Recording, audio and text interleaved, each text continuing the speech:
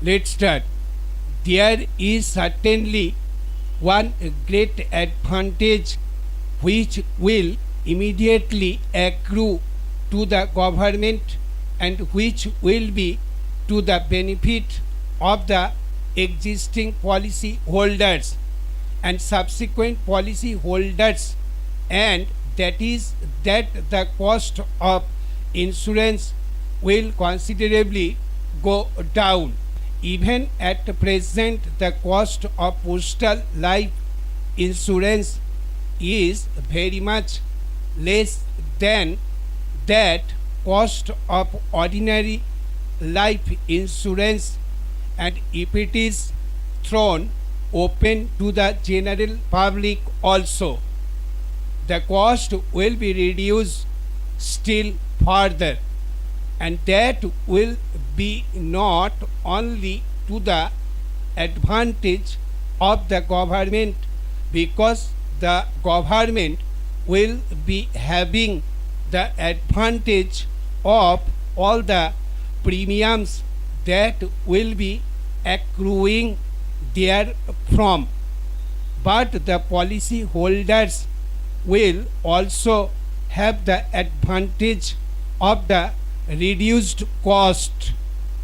For these reasons, I once again submit that I wholeheartedly support the suggestion made by Professor Ranga and the suggestion which has the support of Mr. Gupta also.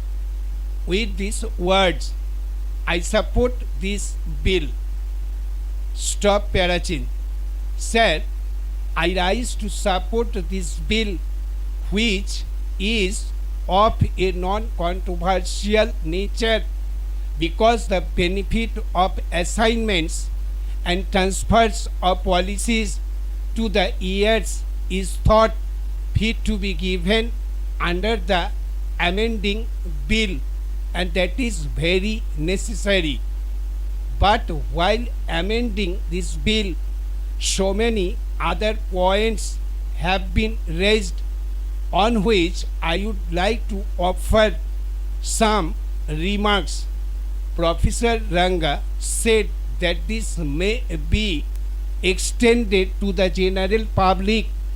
I am in full agreement with that, and there is no objection in extending the benefit to the general public, but the organization which is at present carrying on the postal life insurance will have to be expanded to a very great extent, and whether the state will be able to do that in the 4 lakhs and odd post offices that are existing in India is the question.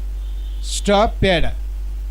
The second question is that some state governments have also their life insurance companies, and they are also having them in the public sector. All the states are under the government of India, and they can expand their activities all over the country.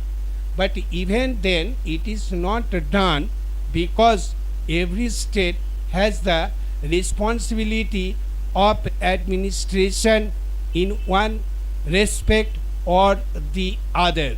And I think the present duties which have fallen on each state to administer its own departments are too many for them to handle. The whole thing hinges on organization which has been established in the country on a large scale, from which we have ousted the foreigners.